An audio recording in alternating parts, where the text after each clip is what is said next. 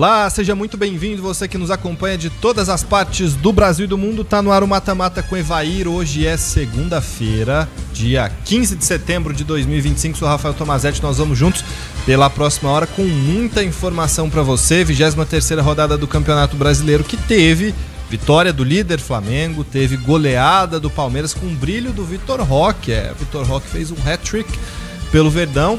E lá embaixo a disputa contra a queda também muito quente. Todos esses assuntos você confere a partir de agora. Participa conosco pelo 62 37 06 40 07 e também, claro, lá no @matamata com Evair. Eu cumprimento agora Evair Paulino aqui do meu lado. E aí, Evair, acompanhou com afinco mais uma rodada do Brasileirão? Uma certa surpresa também, né? A maneira que o Palmeiras bateu o Inter, né? E assim, momento bom, momento importante, porque tem Libertadores daqui. É verdade, essa semana. E vai começar com o pé direito, né? Essa semana tem jogo importantíssimo. Palmeiras, por exemplo, pega o River Plate. E o Flamengo também é outro representante brasileiro na Libertadores. Flamengo, Janaína, que quebrou um tabu de quase 30 anos e outro que é um feito inédito, né? Trata-se da primeira vez na história que o Flamengo venceu todos os jogos no Rio Grande do Sul. Encarou Inter, Grêmio e Juventude.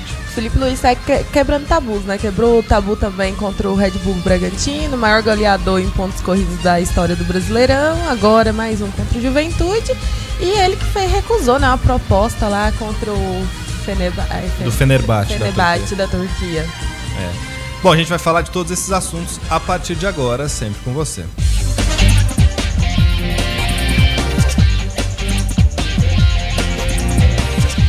Bom, vamos lá trazer para vocês os resultados dessa 23ª rodada. Começou no sábado na Arena do Grêmio.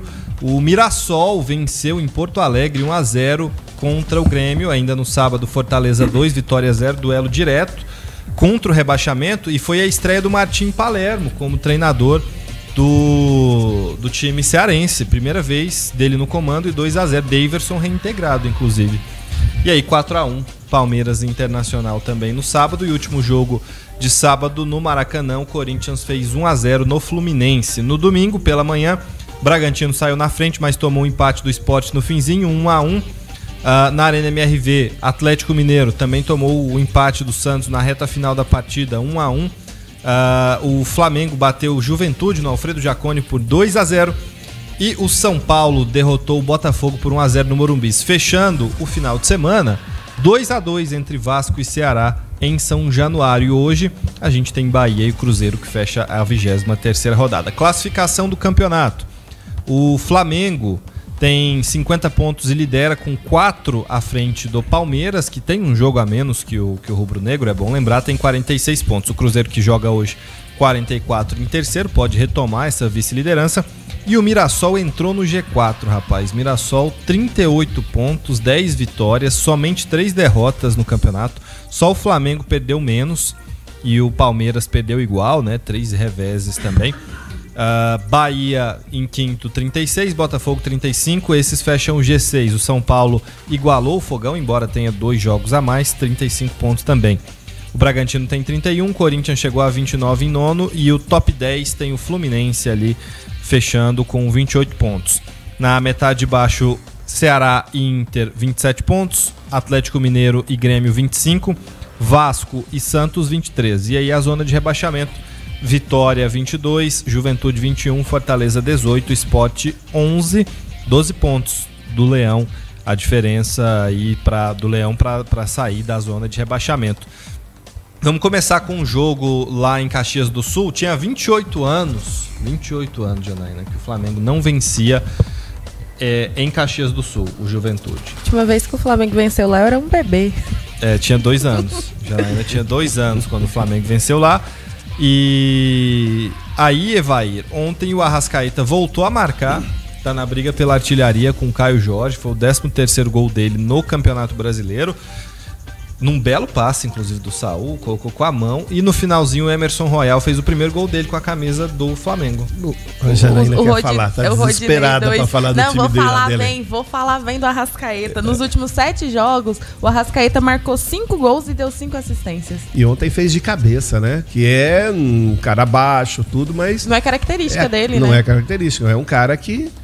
mesmo não sendo alto, ele vai para a área e tem presença de área, fazendo gol até de cabeça. E sobre o Emerson Royal, dos 15 duelos na partida, ele ganhou 9. Eu acho que agora ele vai desencantar, né? Porque ainda não tinha mostrado muita coisa, né? E esse praticamente veio para ser titular, veio para substituir o Wesley, que é um selecionável e precisa mostrar serviço, né? E o Arrascaeta, 13º gol, como eu disse, briga pela artilharia com o Caio Jorge, tem 15, pode marcar hoje também, evidentemente, mas números muito expressivos do Flamengo, e o Arrascaeta quase fez mais um gol, né, de falta também no jogo ontem. A Juventude melhorou, conseguiu, embora não tenha conseguido fazer frente, atacar, causar problema pro Rossi. O Juventude não é aquele time que foi antes. Fácil de ser batido. Perdeu de 6. Tô tomando goleada aí depois que o Carpini chegou, mudou totalmente o astral, a maneira de jogar, taticamente, né? E eu acho que isso faz dele uma grande oportunidade.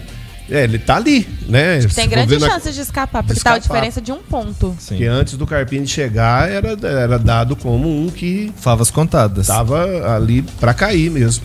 Você falou dos números do Flamengo. O Flamengo é o primeiro em gols marcados, que foram 47. É o que sofreu menos gols, só tomou 10. Criou 54 chances, teve mais posse de bola, mais passes certos, mais finalizações e mais jogos sem sofrer gols aí dentro do Campeonato Brasileiro. Eu poderia propor essa discussão agora, mas eu vou fazê-lo no segundo bloco, porque a gente tem claramente 2 times que estão bem acima, se a gente pegar um contexto geral, e no Brasileiro o Cruzeiro tenta fazer frente a esses 2 times, que são Flamengo e Palmeiras, tem uma regularidade absurda. A gente vai tratar disso. Antes, eu queria falar do Saul, que eu particularmente, eu faço esse meia-culpa aqui, eu duvidei que ele fosse render no Flamengo, que ele já rendeu um dia. E eu falo render um dia, não que eu quisesse ele no auge dele no Atlético de Madrid, mas um nível de rendimento para ser um titular do Flamengo. E o cara veio lá da Europa, da Espanha, que é uma realidade totalmente diferente, e ele rende no Flamengo de uma forma muito rápida, aquilo que eu acho que muitos não esperavam, e eu me coloco nessa lista. O profissionalismo dos caras, todos aqueles que vêm da Europa, talvez tirando o Memphis Depay, todos eles vêm com uma mentalidade muito profissional. Pode perceber, todos os outros que vieram, né, antes, até ali no Flamengo mesmo, eles são profissionais ao extremo e levam muito a sério. E o futebol brasileiro não é um futebol tão... É difícil por causa do calendário, mas se você colocar dentro de campo, o futebol brasileiro caiu muito. Então, taticamente e tecnicamente, esses caras, eles se nivelam, o seu profissionalismo faz com que eles tenham assim, um ganho de causa, um ganho de...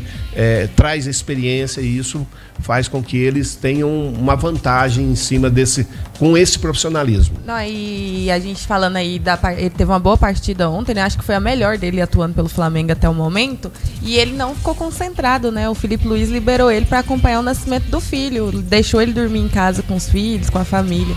E o jogo foi lá no sul, né? Não sei como é que ele chegou, se ele dormiu, se ele viajou no mesmo dia. Ele dormiu com os filhos, né? Que ele foi até uma declaração que ele deu durante a coletiva. Porque para chegar lá em Caxias, eu até falei sexta-feira passada, chegar em Caxias não é fácil. Quando o tempo tá ruim, você tem que descer lá em Porto Alegre para subir. Aí é uma confusão danada. Vamos ouvir então o Felipe Luiz sobre o Saul, porque fez mais uma partida boa, deu um passe para gol naquele cruzamento pro Arrascaeta e recebeu elogios do Felipe Luiz depois da partida. Jogador totalmente diferenciado e temos muita sorte de tê-lo aqui conosco. Felipe, aqui.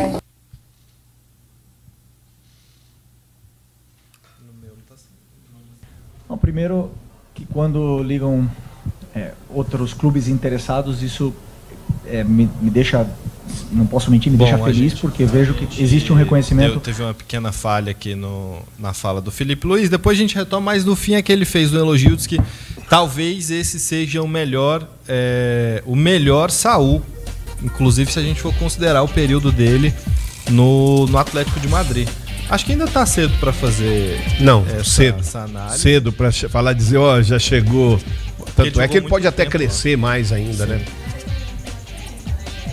Comparando aí o futebol europeu com o futebol nacional, né? Que tem uma diferença bem gigante, né? E o Saúl jogou muito bem no Atlético de Madrid por um tempo.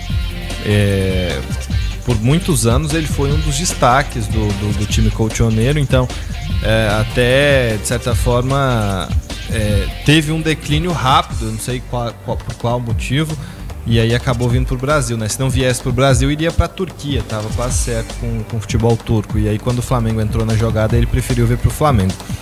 Bom, o Flamengo quase não, né? Mas assim, teve uma proposta, Evaí, pelo seu treinador. A gente vai falar disso daqui a pouco, não vai dar tempo nesse bloco agora, mas na semana passada o Felipe Luiz rejeitou uma proposta, uma aproximação do Fenerbahçe da Turquia. Tem números? A gente vai trazer legal. No próximo bloco. O torcedor gosta de ouvir esses números assim, essas recusas assim, dá um ar de profissionalismo, né? Sim. E é bom. E a gente discute se o Felipe Luiz deveria ou não ter saído, enfim. Mas o treinador do Flamengo resolveu permanecer no clube, até porque faz uma temporada excelente e segue, portanto, no comando do Mengão. A gente vai para o intervalo, daqui a pouco a gente volta.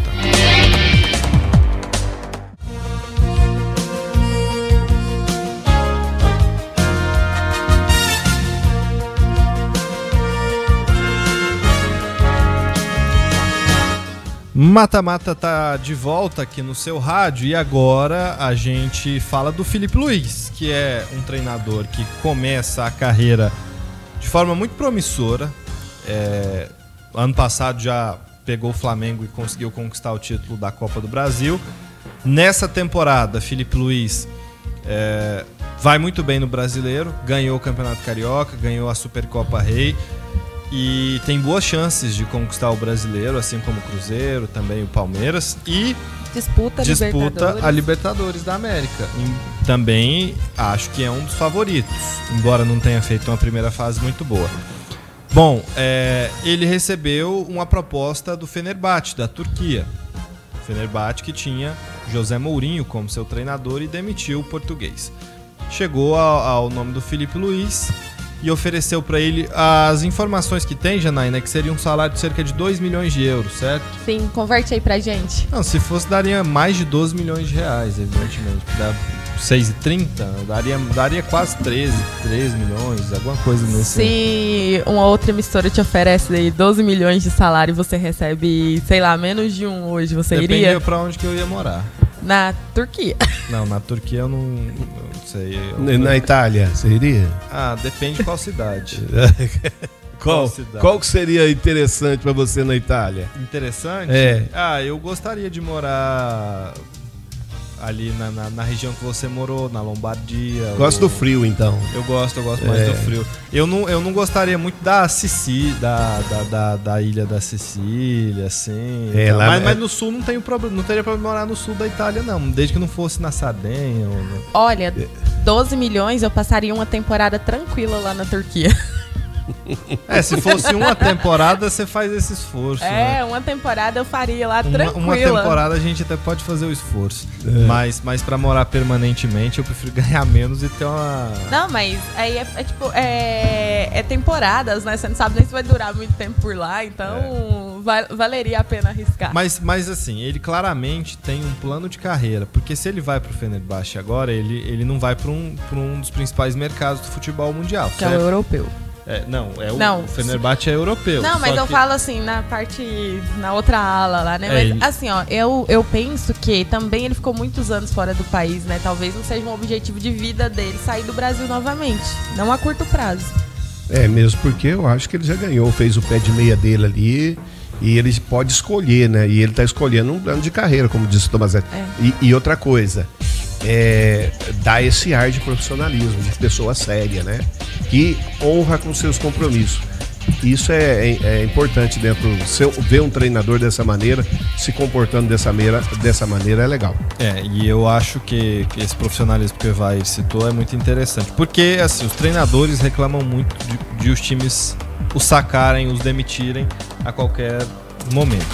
Se um treinador toma a decisão de não cumprir o contrato que ele tem também, parar no meio de uma temporada em que o time dele está próximo ou está na disputa de 2 títulos importantes, eu acho que depõe contra o profissional e depõe contra a luta da categoria, que ter tempo, ter estabilidade. A gente vê isso, os treinadores, o Tencati estava bem lá na Série B, foi pro Juventude, foi demitido. Então o que adianta, sabe? Então é importante essa decisão do Felipe Luiz também nesse caminho aí. Bom, vamos falar do Palmeiras. Palmeiras fez 4-1 e o Vitor Roque assistiu uns tapes do Evair. Marcou 3 gols. Deixa eu ver, acho que eu nunca fiz 3 contra o Inter, não. Não fez contra o Inter, mas já fez. Já fiz contra o São Paulo, já fiz contra o Corinthians. Não fiz contra o Flamengo, não, viu, Cris? Fique tranquilo, viu, Janaína? Você ficar tranquilo, não fiz 3 contra o Flamengo. Não, então tá bom, eu não vou guardar mágoas, então. Mas até que enfim, o Vitor Roque tá fazendo valer o que foi investido nele. Ele já tem 8 gols no Brasileiro. Não, sim, mas até que enfim, né? Porque no começo ali, ele ficou meio cá, marcou um gol, aí passou muitos dias sem marcar outro, e agora vai lá e marca 3 gols no jogo. O início dele foi doído, né? Porque ele, além de não jogar bem, não fazia gol e o treinador insistindo com ele. Agora não, parece que deu aquela acalmada e ele continua sendo um cara determinado, voluntarioso. E esse é o tipo de coisa que fez com que ele tivesse tendo essa boa fase. Lógico, mudou o esquema de jogo também, né? E é a primeira vez na carreira dele que ele marca 3 gols numa partida só. É curioso que você falou aí que até que enfim. Quando o Vitor Roque chegou, eu até comentei à época que eu duvidava que de cara ele fosse dar resultado, porque ele vinha numa fase muito ruim. E para um jogador novo que viveu a 4ª transferência dele, com 19 para 20 anos de idade, numa fase dessa, com o psicológico abalado, o cara vai pro Barcelona e de repente lá no Barcelona ele já bate e volta. A minha opinião era de que o Vitor Roque ia ter problema ainda. Então eu acho que o trabalho da comissão técnica do Palmeiras foi essencial para ele hoje produzir. Porque se fosse um outro clube, o treinador sacasse ele do time, não desse esse tempo, ele hoje, talvez a carreira dele tivesse sob risco. Não, e seria bastante comum se isso acontecesse. Sim. Porque o futebol, ele exige resultados imediatos. É lógico que o Vitor Roque tem na pessoa do Abel uma confiança muito grande e manteve ele ali, insistiu com ele, né? Méritos realmente da comissão técnica. E geralmente a comissão técnica, o torcedor, a imprensa não tem muita paciência de esperar resultados, ainda mais quando é um jogador que vem com tanto requinte, né? Porque ele veio para ser titular, veio como a compra mais cara da história do futebol brasileiro, então ele teve todo ali um contexto em volta da contratação dele, e que em outros casos talvez o conjunto e a obra não teria tido paciência com ele, né? Para ter esse retorno. A gente antecipou a discussão sobre o Vitor Roque e não falou sobre o jogo. Eu deixei rodar porque, evidentemente, é o nome da partida, o Vitor Roque. Mas 4-0 só no primeiro tempo. O Palmeiras aí deixou acontecer o segundo. Só compareceu protocolarmente. Poderia ter sido mais. Foi muito fácil. E olha que lá no início nós apontávamos o Inter como alguém que poderia quebrar a hegemonia Flamengo e Palmeiras. Se o Roger perder o cargo também, a gente não vai achar mais nada de estranho, né? Porque querendo ou não, a campanha que faz o Inter também passa pelo comando do Roger. Mas falando do Palmeiras... Ele vai me defender, a gente não, porque eu falei que vocês eram loucos na hora que vocês falaram que o Inter tinha chance de ser campeão brasileiro. Eu não lembro disso, não. Ela tava junto com a gente. Tava com a gente. Nós vamos buscar, nós vamos no VAR, vamos lá no VAR. Pode pedir pro Jonathan chamar o VAR aí, que eu falei pra vocês que eu não concordava. Lá no meu sítio tem o Vair. Lá, tudo meu. Entendeu? Aqui nós vamos buscar o VAR também. O Jonas vai ter que buscar esse VAR aí. Porque você tá junto com a gente. Não estava. Pelo que eu me lembro, nós três vamos buscar no VAR, porque eu tenho certeza. De que o Inter era o time lá no início do ano que a gente poderia considerar o que era mais propenso a tentar se infiltrar no meio dessa era Flamengo, Palmeiras, Inter. Tenho quase certeza de que ela tava junto. Vou buscar no VAR, porque eu tenho certeza que quando eu falei isso, a Evair ainda falou que eu era doido e clubista. Não, mas falando do Palmeiras, realmente, o Inter tomou um susto, né? 4 minutos, 1-0, e de repente o Palmeiras com aquela avalanche, uma pegada forte, erros individuais do Inter custaram muito caro, né? E o Palmeiras não deixou de aproveitar. Lógico, o segundo tempo deu aquela... É normal tirar um pouco o pé, né? O Inter, até mesmo o Inter crescer, porém o Palmeiras foi realmente superior, mereceu a goleada, e assim, goleada em cima do primeiro tempo, né? Tirando toda a força do Inter. Eu esperava que fosse um time que também teve essa parada, né? Esperava mais fisicamente, mas o Palmeiras acabou sendo superior. E sem o Abel no banco. Sem o Abel no banco. O Abel que ficou a semana toda fora, criou polêmica, o palmeirense e a imprensa já estava esperando aquele momento. O Abel não está aqui, agora nós vamos criticar. Se perde, ia correr tudo em cima da... O Abel foi lá, e o Palmeiras foi lá e deu resposta mais uma vez.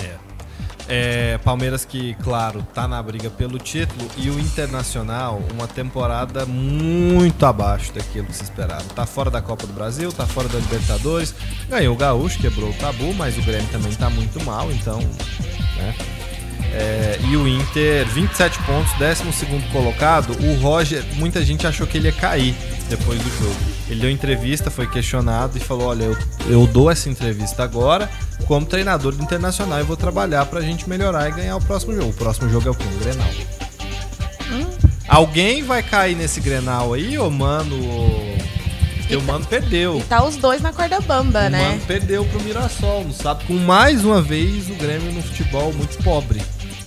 Os dois estão ali no mesmo nível hoje, né? Mas eu acho que, querendo ou não, o Grêmio tentou dar uma melhorada. O Inter não, o Inter continua, mesmo com a parada, continua, né? Lógico, pegou um Palmeiras dentro de casa, levar tudo em consideração.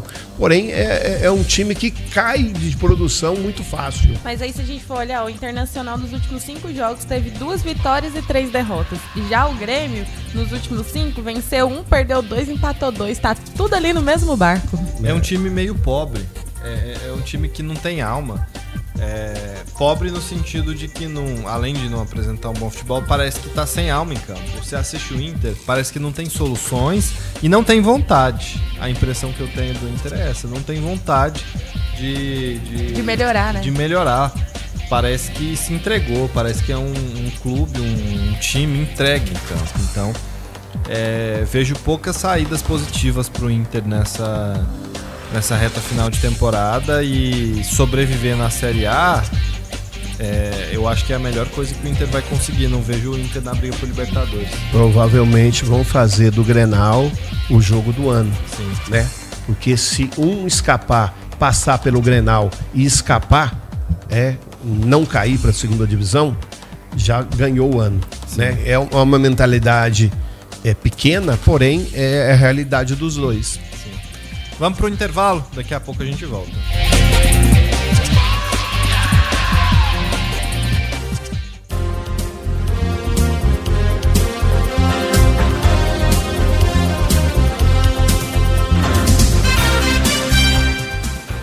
O Mata-Mata tá de volta.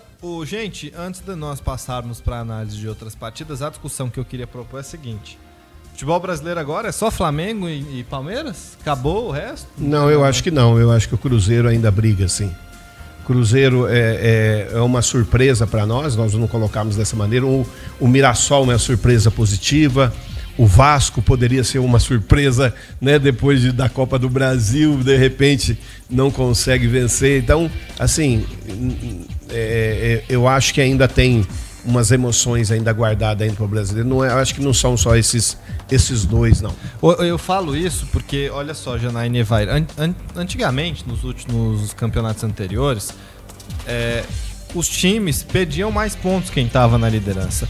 O Palmeiras e o Flamengo têm um aproveitamento que é totalmente surreal. É um aproveitamento de Liverpool, de Manchester City no campeonato inglês.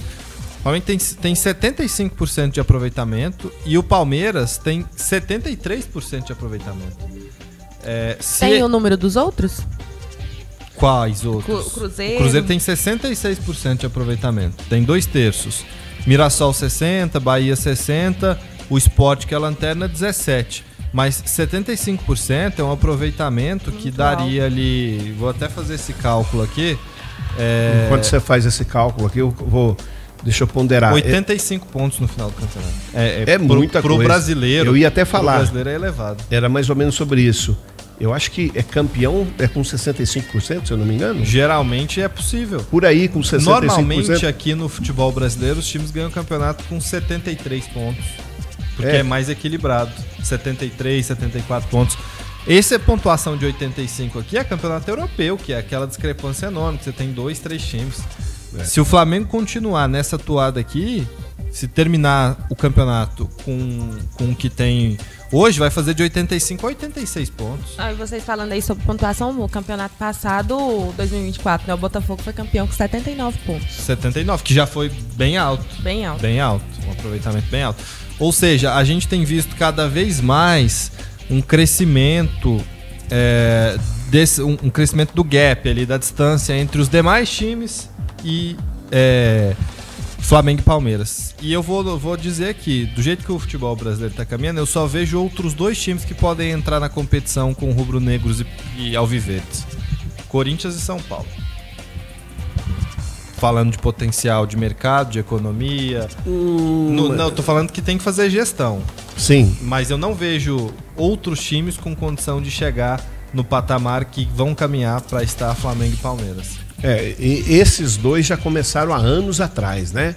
Eles já se estabeleceram há anos atrás. Por isso eles buscam hoje essa ingenuidade, essa coisa de tô aqui, quero vencer, e vence, né? Os outros ainda eu acho que precisa. Talvez o Cruzeiro esteja caminhando para isso.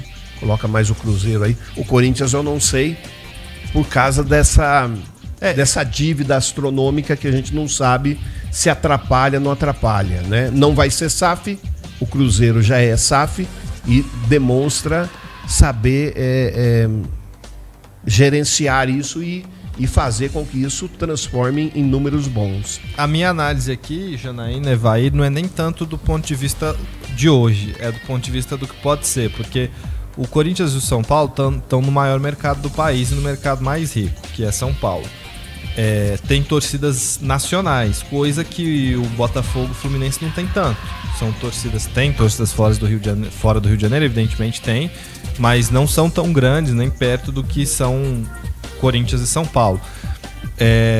Então eu acho que se fizerem gestão, e aí eu não estou falando para amanhã, estou falando para daqui muito tempo, quem pode competir com o Flamengo, fazer o que tem na Inglaterra hoje ali, um top 5, top 6, com o Flamengo e o Palmeiras hoje, eu acho que quem pode competir em mais pé de igualdade são esses dois. Lógico que precisa que eles trabalhem muito para equacionar as finanças. Acho que o que pesa mais aí é em relação às finanças, né? O que tem de dívida, o que tem de atraso, o que tem que a gente não sabe, né? Que, por exemplo, São Paulo, nos últimos 2 anos, a gente via em questão de dívidas atrasar até direito de imagem, coisa que não era comum se ver há alguns anos, era o clube né? mais organizado do país até 2010, 2011, e de repente degringolou. Por falar em São Paulo, venceu o Botafogo ontem, foi rápido, o gol do Dineno. Foi mal na bola o Neto, né?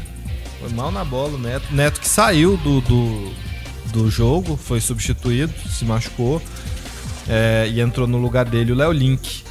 E 1-0 pro São Paulo, numa espécie de confronto direto, porque agora o tricolor iguala o Botafogo em número de pontos. E eu repito, embora tenha 2 jogos a mais, tem 23 partidas, não tem nenhum jogo atrasado, e o Botafogo tem 2 confrontos a fazer e faz um deles agora contra o Mirassol nesse meio de semana, que também é um confronto direto, porque o Mirassol tá 3 pontos à frente do Botafogo em 4º lugar, também é um confronto direto do Botafogo. Botafogo, esse ano, o Textor ainda tentou alimentar a torcida com aquela coisa de que poderia chegar no Brasileiro. 15 pontos, com esse aproveitamento de Flamengo, Palmeiras e Cruzeiro, esquece. Não tem como. Já dificilmente era. Perdendo pontos importantes como essa, apesar que o São Paulo realmente já começou bem a partida, jogando bem, né? Apesar de jogar com 3 zagueiros e 3 volantes, mesmo assim o São Paulo conseguia criar nos contra-ataques, né? Que é uma situação interessante pro Crespo, já que ele, por ser um centroavante, esperava que escalasse mais gente para atacar. Mas como ele libera muito os laterais dele e tem um volante que tem uma capacidade muito grande, né, de chegar, então faz com que o time dele tenha essa capacidade de jogar com 3 atacantes, 3 zagueiros, 3 volantes, e isso, né, tem tido bom aproveitamento. Esse é um caso raro, né? Trocar o treinador e resolver o problema, né? E a gente viu isso acontecer no São Paulo e também no Fluminense, né? Porque a chegada dos 2 treinadores mudou bastante ali o desempenho das 2 equipes. E o São Paulo chegou à 5ª vitória consecutiva jogando em casa no Brasileirão esse ano. O São Paulo que deu esse salto mesmo com o Crespo, é impressionante. Foi muito rápido e é como você disse, é um dos casos raros. É difícil o treinador chegar e de cara ele dar resultados. Aí eu falei dessas vitórias consecutivas, né? Dentro desses 5 jogos foram 10 gols marcados e sofreu apenas 1. Além de estar jogando em casa, jogando bem, né? Sofrendo poucos gols. Apesar que teve jogo ali que teu rendimento estava abaixo do que foi esperado, mas conseguiu o mais importante, que foi a vitória, né? E recuperando o jogador, né? Porque o Luan estava parado lá, encostado lá no São Paulo, com a capacidade que tem. Não sei por que algum tipo de briga, algum não aceito lá da parte dele, acabou levando de novo o Luan para dentro de campo e tentando recuperar o cara, né? Que é um trabalho também do treinador. E tem dado resultado, né? E é isso que eu ia falar. Será que o São Paulo, é um exercício de futurologia, será que o São Paulo, se tivesse todos os jogadores em campo, faria uma campanha, porque hoje está 15 pontos do Flamengo. Hoje o time do São Paulo briga por uma vaga na Libertadores. Será que faria campanha superior a essa se tivesse todo mundo? Todos os melhores jogadores do São Paulo, os principais dos jogadores do São Paulo, fora de campo, hein? Todos eles. Todos. Olha só, você vai na lista aí dos principais. O Caleri se machucou tem muito tempo, nem jogou o Brasileiro, o Caleri não entrou em campo no Brasileiro. Aí o substituto dele, o André Silva, que vinha bem, se lesionou. O Lucas fica fora sempre, o Oscar tá fora há muito tempo, quase não joga. O Lucas joga um jogo e fica 3, 4, 5 fora. Aliás, esse final de semana foi uma semana de contusões dos goleiros também. Sim. Os goleiros sofreram. Os substitutos tiveram que correr atrás. Vimos aí cenas lamentáveis, né?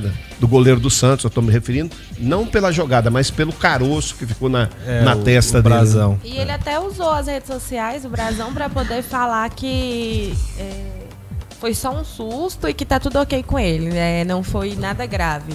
Mas é normal assustar, né? Provavelmente isso deve ter doído pra caramba. Nossa, e aí aquele galo, aí deve que a cabeça começou a doer muito. Por isso que ele caiu lá em campo e decidiu ir pro hospital, mas... Poucas vezes na minha vida vi um galo daquela magnitude ali. Não, e foi no mesmo instante, né? Foi. Ele caiu, a hora que ele levantou já tava. Pensa, a hora que você põe a mão, eu lembro quando eu era criança, eu machucava, eu punha a mão no galo, já ficava meio assustado, dependendo do tamanho do galo. Aí ele sente um calombo daquele ali, rapaz, não é fácil. E o goleiro que substituiu foi bem pra caramba. Foi. Entrou no campo, deu conta do recado, segurou o empate lá pro Santos, que teve aí o Neymar reclamando mais uma vez da grama sintética. E ele quase saiu, né? A gente vai falar mais desse jogo depois. Não, ele foi substituído, né? Que eu achei algo interessante também do Vojvoda é poder, né? Mas não tá rendendo, vamos... Eu falo no início, porque ele sentiu ali uma torção com 1 minuto de jogo, 40 segundos de jogo. O Jonatas disse que foram 35 segundos, pra ser bem exato ali, que ele sofreu uma torção no tornozelo, mas continua. Só voltando aqui no departamento médico do São Paulo, ó, tá o Luiz Gustavo, que foi titular muito tempo, volante. Sim, ele tá voltando, né, retornando, atividade física sem muito impacto. Tem o Caleri, né, como você falou, que tá fazendo agora corridas de campo, com fisioterapia e atividades internas. Esse só volta ano que vem. Sim. É o Rian Francisco, que menino da base, né, que promessa, começou a ganhar mais oportunidade. Tá na recuperação de refis, não sei o que é isso, gente. Eu trouxe a informação pelas metades. Vou fazer um Google agora e descobrir o que é. Tem o Oscar, que também tá fazendo fisioterapia e atividades internas. A Arboleda, maior parte das atividades com elenco e complementos com a preparação física. Alisson treinando com os companheiros e fazendo os complementos, então esse também está retornando. E Marcos Antônio, que está fazendo corridas em campos, ele que estava ali na lista do Ancelotti, né, que se lesionou na semana, onde ele foi cogitado para a seleção brasileira. O André Silva, que você falou, e o Lucas. Quer dizer, é um time inteiro. E é um bom time que o São Paulo perdeu. E, mesmo assim, briga por uma vaga na Libertadores. E aí, sabe o que é curioso? Te cortando aqui rapidinho, só para complementar, né? É que o torcedor escreveu assim na publicação do São Paulo, que trazia essas atualizações do DM, né? E o torcedor vai fazer recuperação no CAPS. Vamos pro intervalo. Daqui a pouco tem mais mata-mata.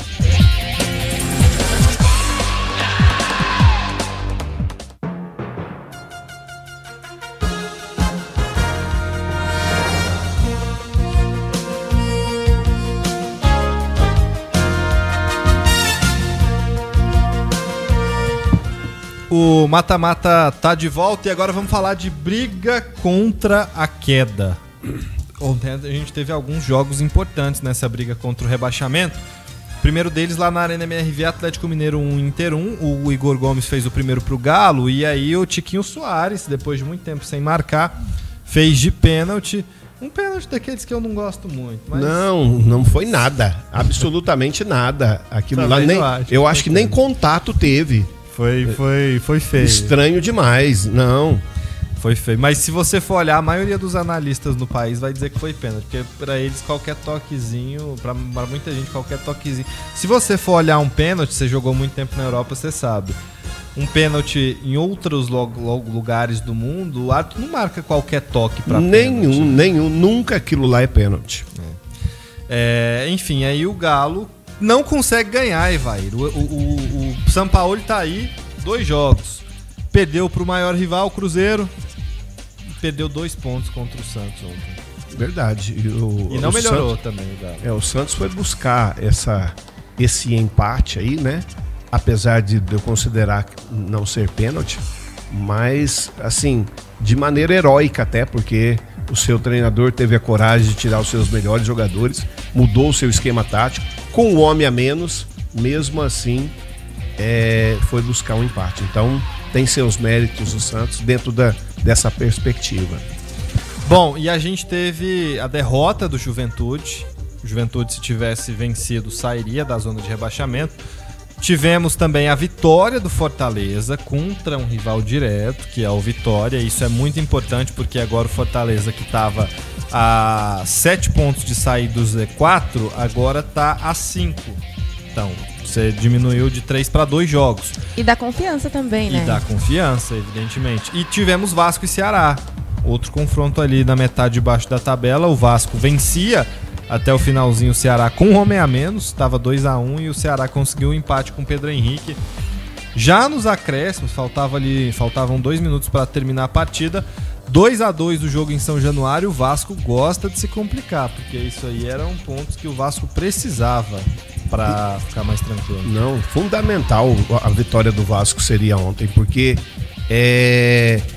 não estava jogando mal, ganhando por 2 vezes. Poderia muito bem ter segurado o resultado, mas é aquela coisa, né?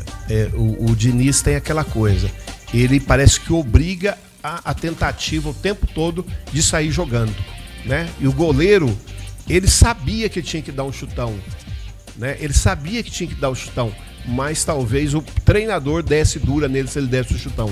Então ele quis sair, saiu jogando no primeiro gol, perdeu e tomou um empate. E o pior de tudo é que as atitudes do Diniz na beirada de campo, ele gritando, gesticulando, é uma coisa que é de uma forma muito, às vezes até desrespeitosa, faz com que os jogadores tomem decisões diferentes do que poderia dar certo na nossa visão, Precipitada. Eu acho que justamente por conta do comportamento do Diniz na beirada do campo. Esse gol que eu me referi aí é justamente isso.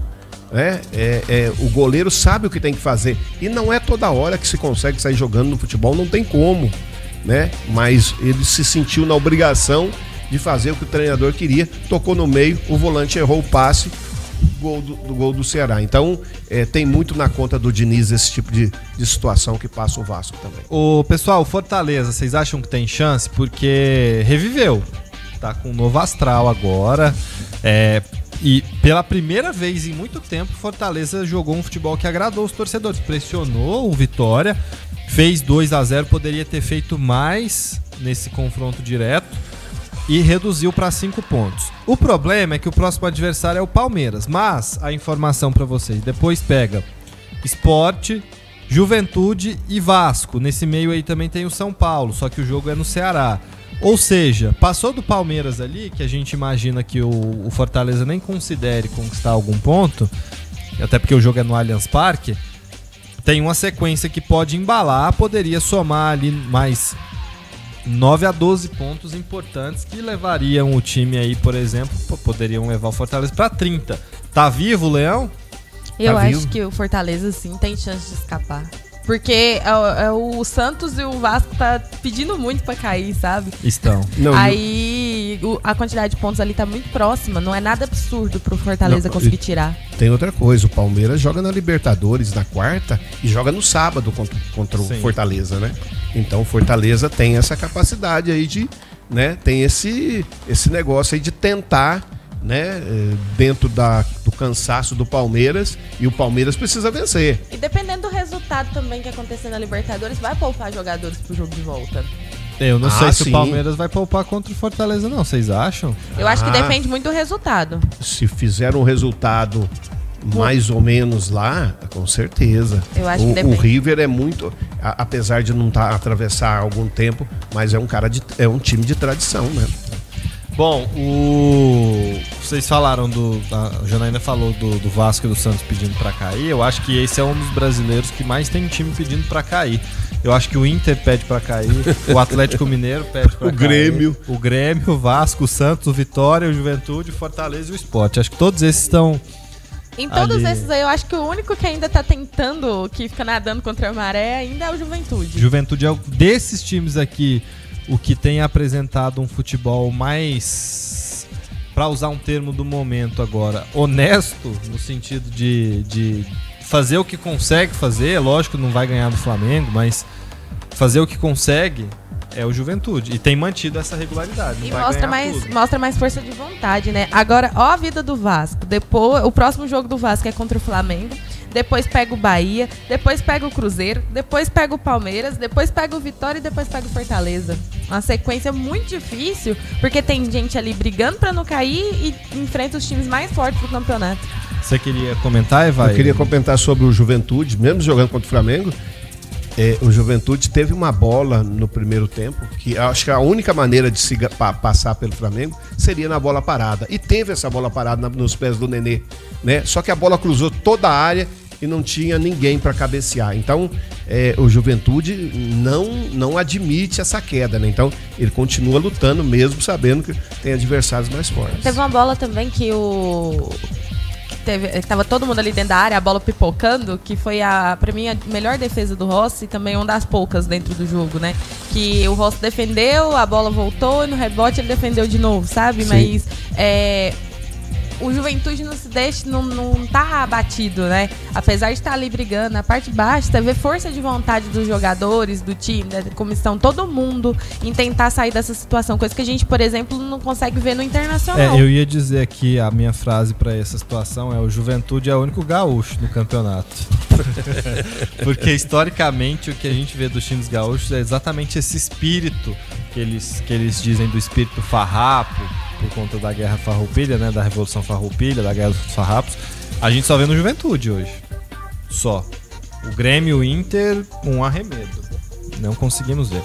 Bom, estamos na reta final do nosso programa e aproveitar para falar sobre mais um título do Corinthians. No feminino não tem pra ninguém não, velho. É só o Corinthians. Já há algum tempo, né? Nos últimos 8 campeonatos, o Corinthians levou 7 e bateu no domingo o Cruzeiro. Depois de ter empatado em Minas Gerais por 2-2, venceu em São Paulo por 1-0, gol da lateral Thaís Ferreira. O Corinthians ganhou o primeiro título dele em 2018 e aí em 2019 não foi campeão, mas aí 20, 21, 22, 23, 24 e agora 25 só deu Corinthians 7 títulos para o Timão no Campeonato Brasileiro Feminino.